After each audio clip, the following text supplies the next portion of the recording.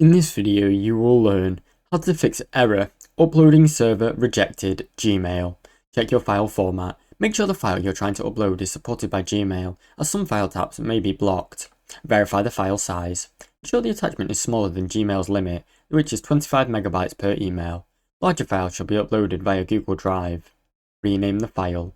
Sometimes files shared with special characters or long names are all rejected. Rename the file something simple and easy to use.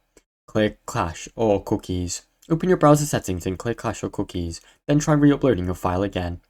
Disable. Disable antivirus temporarily or extensions. Some browser extensions or antivirus software may block the upload. Turning them off temporarily and then retry. Try a different browser or device.